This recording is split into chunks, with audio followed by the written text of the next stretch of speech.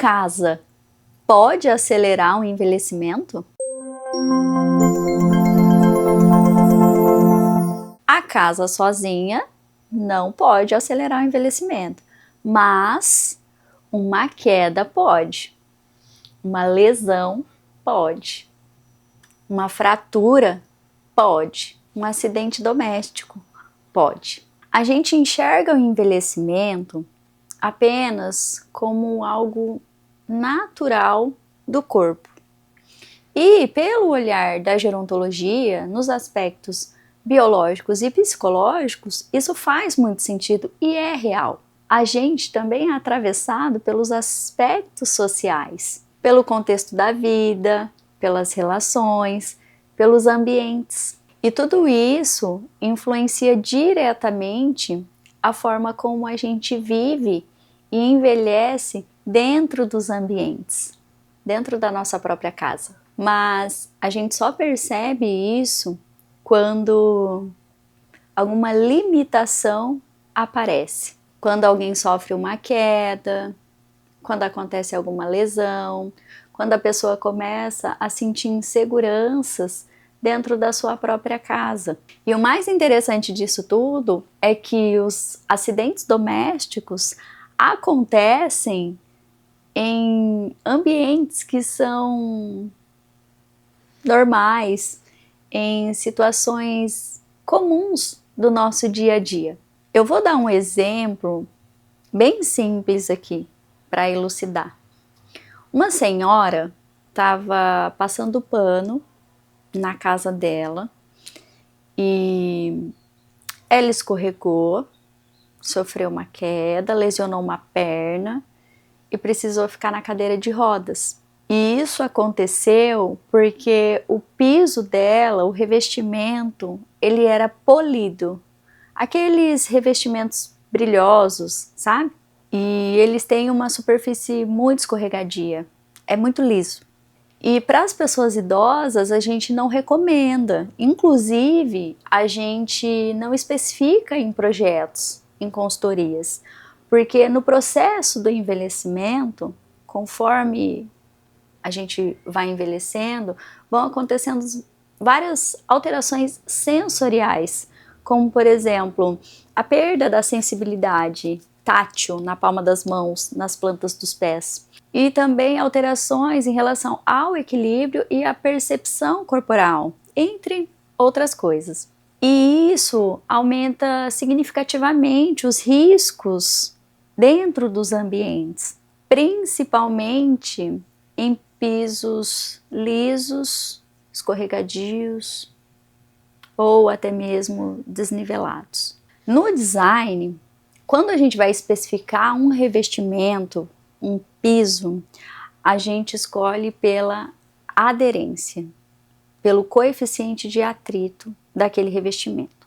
É uma especificação técnica, normalmente está descrita na caixa, na embalagem do produto.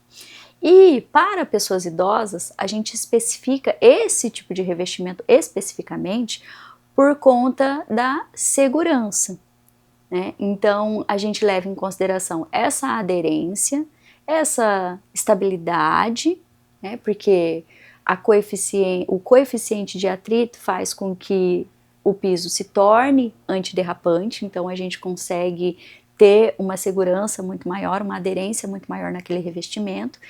E a escolha desse coeficiente de atrito, né, esse coeficiente de atrito, ele está entre 0,4 a 0,7. A grosso modo, ele é essa textura do piso, essa textura que dá essa aderência, que dá essa estabilidade para a pessoa caminhar pelo espaço, pelo ambiente ali. Então, quando a gente fala sobre pessoas idosas, a gente fala sobre um revestimento adequado para aquele ambiente, né? E normalmente, isso aqui é muito interessante porque a gente tende a especificar esse tipo de revestimento para a casa toda. Então, esse coeficiente de atrito é para a gente conseguir uma estabilidade maior e uma segurança maior no ambiente. Se o coeficiente de atrito for abaixo desse número, dessa especificação, ele tende a ser polido, o que torna aquele revestimento escorregadio. Se ele for acima desse número, ele fica muito poroso, então acaba machucando, lesionando ali os pés, né? Então é entre 0,4 e 0,7 que a gente especifica em projetos. E isso faz a gente refletir que pequenas atividades que a gente costuma fazer ali no nosso dia a dia, como passar pano na casa, pode ocasionar uma grande lesão e pode impactar diretamente a nossa vida, a nossa qualidade de vida, o nosso bem-estar. E às vezes isso acontece por conta das escolhas erradas.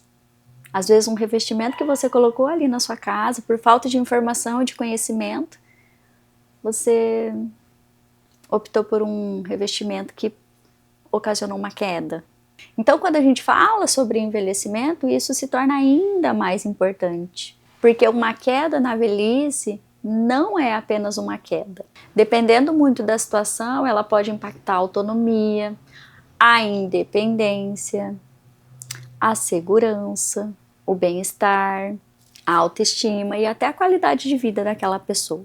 E aí, às vezes, uma fratura simples pode levar aquela pessoa a ser dependente, a precisar de ajuda para fazer as coisas, para caminhar, começa a perder a confiança no próprio corpo, nos ambientes, nos espaços, no piso, e aí aos poucos a rotina começa a mudar. E aí a pessoa deixa de usar os espaços da casa, né? Deixa de circular, deixa de caminhar e começa a limitar os próprios movimentos por medo. E talvez seja justamente aí que muita gente começa a interpretar o envelhecimento acelerando. Mas muitas vezes o que acelerou não foi a idade avançando, foi a consequência de um acidente, de uma queda, de uma limitação, de uma perda funcional que poderia ser minimizada ou evitada. E eu acho muito importante porque a prevenção ainda é muito pouco valorizada dentro dos ambientes. Prevenir também é cuidar. E eu não estou falando de preparar a sua casa, deixar a sua casa com uma estética hospitalar. Muito pelo contrário. Eu estou falando de deixar os espaços com mais consciência. Piso com a especificação correta, uma iluminação adequada, um banheiro seguro, pequenas mudanças que podem impactar diretamente a segurança daquela pessoa que está utilizando aquele espaço. E tudo depende da forma como aquele ambiente está funcionando para aquela pessoa.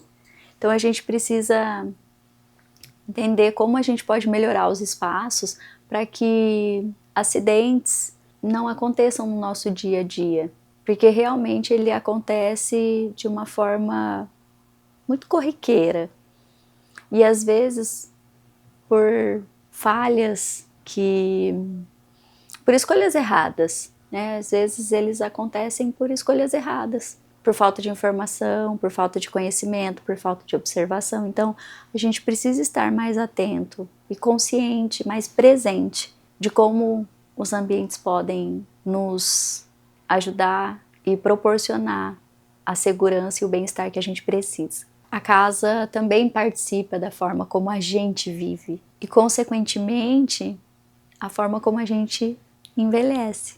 Então, pensa aí em como os ambientes podem te ajudar.